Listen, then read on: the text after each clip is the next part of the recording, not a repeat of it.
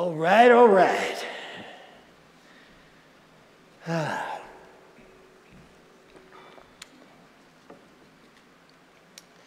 Weeks I play music and do the talk are always fascinating for me.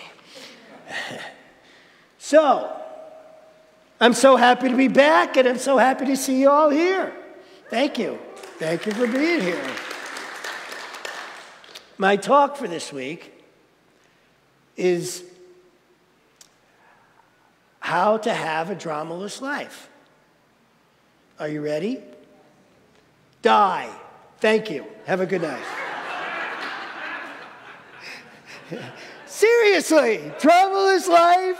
Come on! That's not how it goes. There's the good, the bad, the ugly, the beautiful. It's what makes a life. This is what makes life beautiful. Now, what we do get to do is use that drama as an opportunity to raise us up, to get closer to who we have come here to be, to get closer to living our soul's intention. That's what it's about. Using the drama. You know, we get caught in that, what we call the drama triangle, right? Where we're either the victim or the perpetrator or the savior. And when we're in there, it's our ego, you know, that wants to make things right or make things bad or make things good or whatever, or feel like, oh my God, this is being done to me, you know? And so we got all that going on, and we lose track of the fact that there's this other voice, which I am choosing to call soul's intention, that is always there, that is saying, when you're ready, I'm here. When you're ready, I'm here. So we get caught up in the drama, and our egos are flying and trying to figure it out and fix things, and there's this voice going, when you're ready, I'm here. And when we get quiet enough, and when we realize that this drama is not being done to us, but actually for us, then we get to rise from it. We get to see that we're actually greater than it. Or not, if we're still stuck in, no, this is real. This is really being done to me. This is really their fault. Or, oh my God, this is really my fault. I blew it. I was a perpetrator here. So we have that opportunity to see the difference. So this last week, some of you know I went to my family reunion, where normally drama is abound. Am I the only one who's experienced something like that? This time, actually, it was great. There was very little drama, except from the 3-year-old, which you would expect anyway. And it was wonderful. Where the drama really came in was in the flight there and the flight back. So I'm going to tell you about how that went. Flight there, first flight was here, Edmonton to Calgary, no biggie. Then the Calgary flight to Chicago was a 3-hour flight. My wife, the best seats you could get for me was in the second to last row, the 37th row. Now, I don't normally sit back there, or haven't in so many years I didn't remember what it was like, but the first thing I noticed is you could hear the toilets flush every time they flushed, and then smell them. So I'm sitting back there, and I'm going, oh, that's not good. And the next thing that happened was the engines came on, and back there, they're really loud. Whew. The next thing was there was no screens. You could watch movies on your phone, but they didn't have anything to plug into. If I watched the movie on my phone would have died, and I would not have been able to get to my boarding passes, which were on my phone. And the pièce de résistance was when they were giving out snacks and drinks, they ran out of snacks before they reached my row.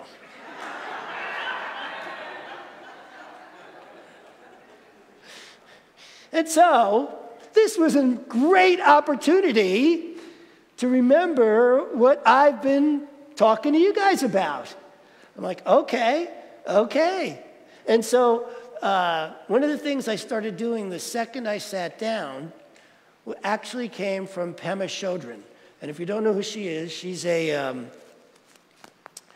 Tibetan monk with an incredible smile. And she has this idea, which is a Buddhist idea, that to love your enemies, right? To actually start doing a mantra towards people you're upset about. And so I came up with the mantra, may your lives thrive, may your hearts be full. May your lives thrive, may your hearts be full. And I start saying this about the stewardess, about the company, about the people who decided how much snacks to bring on board. I'm just sitting there going, okay. May your lives thrive. May your hearts be full. And then I brought in and said it for myself. May my life thrive. May my heart be full. Said it for my wife. May her heart thrive. May her life thrive. May her heart be full. Said it for her kids. Said it for my family that I was about to go see, my son. Said it for all of you. I was just getting really into this, you know. It's like, okay, if I'm going to do this, I'm going to get really into it. So I'm concentrating on that, and then at some point I pull out my book, read a little book, talk a little to the lady sitting next to me, and then we're landing. 3 hours, and it passed like that. I was like, wow, that's so cool. There was no suffering around that flight at all. Now, I'm watching people around me who suffered on that flight because they're caught in a drama. The drama still happened, but I wasn't caught in it. So I got to walk off that flight, and I'm feeling really good about myself, you know. I'm walking around, and I go, and so things get even better from there. I go to then I'm flying from Chicago to Charleston, which is where the reunion was. And so I go to that gate, and it's not, and what the gate they said I was supposed to be at is not the one, that's not the flight listed at the gate. And so I was about to walk up to the counter and ask them about that, when that same voice, for those of you who were here on Father's Day, and that led me, and for those of you who weren't, I'll give you a quickie on that. I was led by what I'll call my intuition into Elk Island, where I had communed with a buffalo that then gave me enough fur to then create a ceremony with that fur for all the men on Father's Day. And that same voice said, go to a different counter. And because I listened, I didn't go to that counter. I started walking away. And I'm walking until the voice goes, okay, go to this counter. So I go to that counter, and I asked the lady, I said, my flight, doesn't seem to show up there. Can you help me with that? And she says, absolutely. And quickly finds out that it's simply a matter of my flight's after the one that was there. And then the voice says, ask for an upgrade, because I was supposed to be in the same second to last row again on the next flight. That really hadn't occurred to me. I was so happy with how I had been in it, it never dawned on me. And when we had checked for upgrades before, there weren't any available. So this was like something new out of nowhere, but again, because I follow, and because that voice has always worked for me, I said, can you help me with an upgrade? Not only did she get me an upgrade, but she gave it to me for free. I mean, that's called manifestation, you know? And I just thought, wow. So on the next flight, I got the extra leg room, and I'm sitting there, and I got the screen. It was a beautiful flight for the rest of that. And I got there, and as I said, had a magnificent time connecting with my nephews and nieces. A couple of the highlights was being in the water with one of my great nephews who's 6. We went, this was a beach vacation, and I'm holding his hand, and made up a game called Piddly. Piddly just meant if we were letting the waves smash against us, and if it didn't go in his face or knock him over, it was Piddly. And if it did knock him over, it was not Piddly.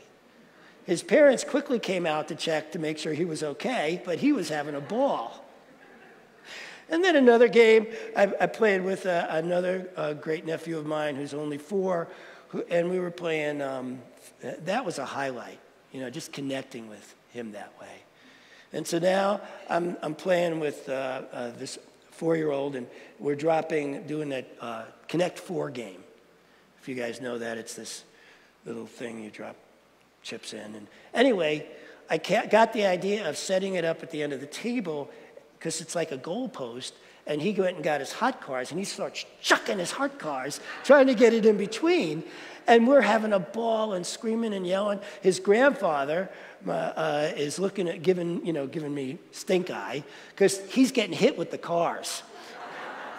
So he finally moved, and we kept going, and at the end of the vacation, my sister's daughter, who was the mother of this child, threw her arms around me and said that he had the best time and keeps talking about it. And so it was a lot of that kind of stuff that went on that was just really quite something. So then it was time for the flight back. First leg was okay, second leg was okay. Now I'm in Toronto. I'm just going from Toronto to Edmonton. My flight's supposed to leave at 6 o'clock. At somewhere around 5, they mentioned it was going to be an hour delay. I was like, okay. I go find a restaurant, take a seat, start eating, drinking. Gets delayed a second hour, third hour, fourth hour.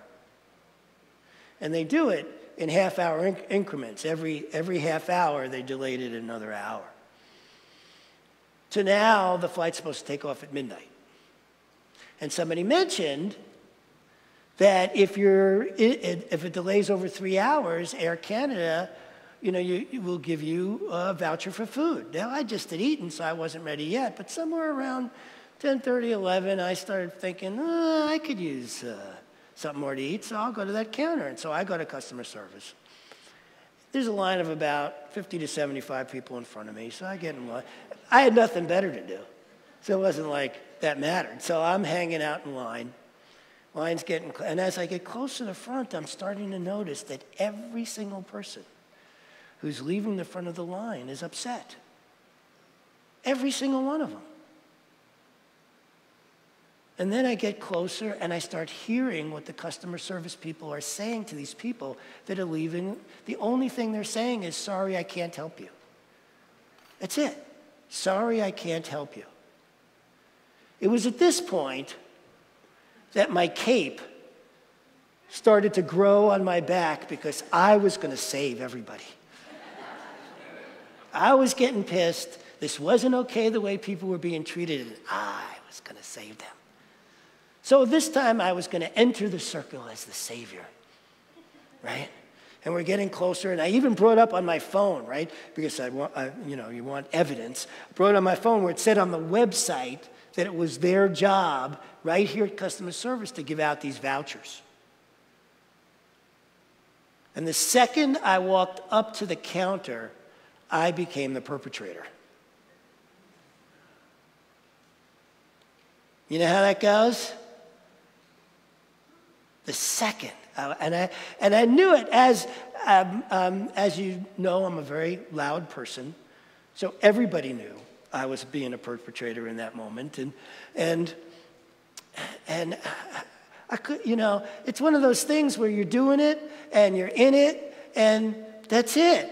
And so they circled the wagons, the victims, the customer service people who were now the victims because I was the perpetrator, and I slowly backed up and walked away to think about what I had just done.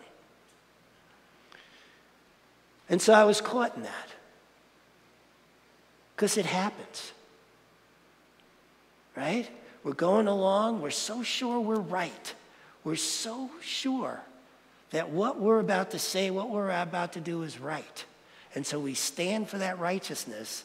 And then instead of being the person who's right, You're the person who's the perpetrator to somebody. And so there's your soul intention, just on the side, going right there for you. Going, when you're ready, I'm here. When you're ready, I'm here. Well, clearly I wasn't ready. I went back to my gate, and about a half hour later, they announced the flight, at midnight, they announced the flight was canceled, that I should go get a room at a hotel and come back, and that they'd send me, they said that I would get an email as to my next booking to come join you guys. So my wife, who was centered and was ready, is going, are you sure about this? Because it says in the app that flight's still happening. And so I went back to the counter and I said, are you sure about this? Because in the app it says that flight's still happening and the plane that's supposed to take us is actually on its way. And he said, no, in about an hour, it'll show you that it's canceled. And so instead of listening to the centered person, I listened to the guy at the counter, so I got to experience sitting in the bed at the hotel watching my plane take off.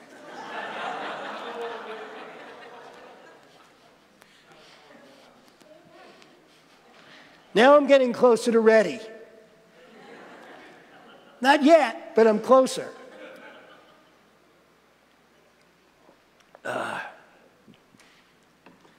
I quickly call customer service, booking. I'm on hold for 2 hours, and that's when I was ready. That's when I'm thinking to myself, okay, this isn't wu-wei. This is definitely a struggle. I need to let go of this. This is all going to work out just fine. I don't know how, but it's going to work out. Hang up the phone, go to sleep. About 5:15, that voice wakes me up. Time to get up, get to the airport. I'm like, okay. I get up, get dressed, get downstairs just as the shuttle bus is arriving, get on the shuttle bus, takes me to the airport. There's this huge line because there's all these people who are in the same boat I was. And so by the time I get to the front of the line, the agent says, I'm sorry, but the earliest we can get you home is tomorrow, the next day. And I bust out crying. I don't know where it came from. I mean, I guess with everything going on, I just busted out crying. Tears, I'm like looking at myself as I'm crying, I'm going, holy cow, that's a lot of emotion there. And the lady on the other side looks at me and goes, let me see what I can do. I then got to witness for the next 45 minutes this woman making 3 phone calls to 3 different places as she's checking the computer, calling over 2 supervisors, everybody telling her, no, there's no place to put me. And she kept at it and kept at it and kept at it for 45 minutes until she handed me a boarding pass that said you're on the 11 o'clock this morning to Edmonton. I was ready. The difference between ready and not ready is how things work out. The more we're willing to trust, to let go, to be in that place of awe about life, the more awe gets to show up. That's what we're dealing with here all the time. Is the fact that awe can show up when we're ready. But if we're still stuck in that place of, no, it's got to be done like this needs to go this way, this needs to go that way, we're not ready. And all of us have times, like I just showed you, when we're not ready. But when we are, I get on that plane. Not only did she get me on that plane, but I was in one of the seats that had extra leg room. And then my wife, she had delivered food for me, so they brought me this nice, beautiful lunch. And now I had this great flight on the way home. Ready. Like when I was out there with that buffalo last week. I was ready. Taking step by step, getting closer to him. Asking each step, is it okay? Letting that voice be very clear. And so I didn't get skewered. We didn't have any bad thing happen between us. It was incredible. And then he got up, moved away, and I was able to get all the fur from where he was. This is amazing. And the thing about it is there's a couple of things that I took from this experience. One is, how many of you know what Christian Science is? Okay, Christian scientists believe that only God can do it. And as if we're not that, right? There's that great joke about a guy who's stuck in a flood, climbs up on his roof, and is in prayer. God will save me. And a boat comes along. And he says, no, I don't need the boat. God will save me. A little while later, a helicopter comes along. He goes, no, I don't need that. God will save me. A little while later, a motorboat comes along. Nope, I don't need that. God will save me. Guy drowns. Goes up to heaven and he's asking God, I believed in you so much. Why didn't you help me? God goes, I sent you 2 boats and a helicopter. What else do you want from me? And so when I was going through all this at the airport, I recognized that these people were God. That this was how it was unfolding. I mentioned pronoia once before. You know, that pronoia is that sinking, that feeling that everything is on your side. You know, the more we let that sink in, that no matter how bad the circumstances look, there's something here that is for us. There is something here to help us rise from wherever we think we are in the process. This is...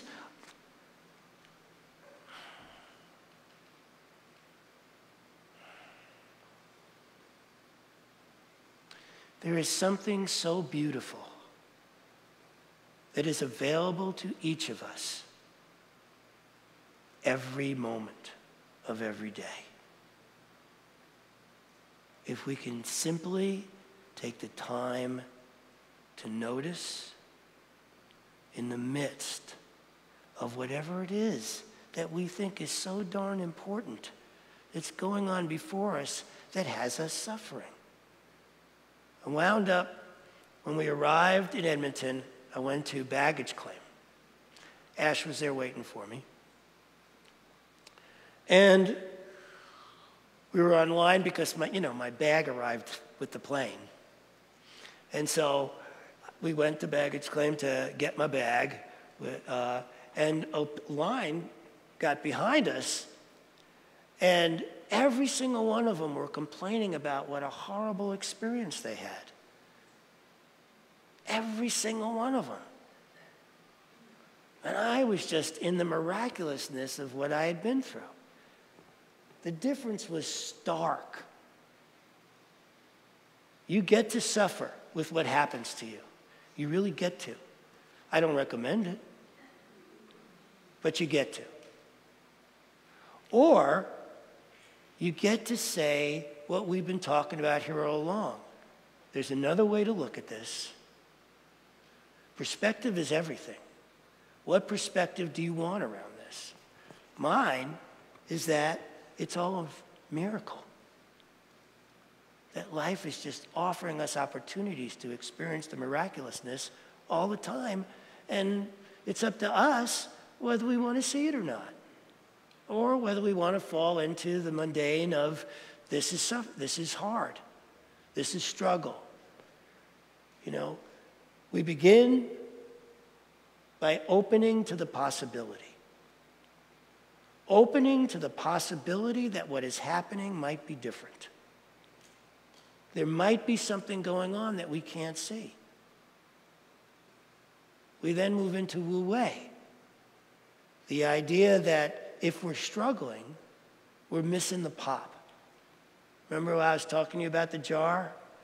You could struggle to open that jar all you want until somebody reminds you, or you remind yourself that all you got to do is pop the bottom and the top comes right off. That's available in everything. And then we move into living our soul's intention.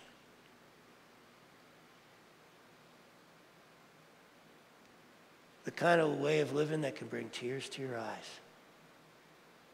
That can make you realize that whatever's going on is, the life itself is such a blessing.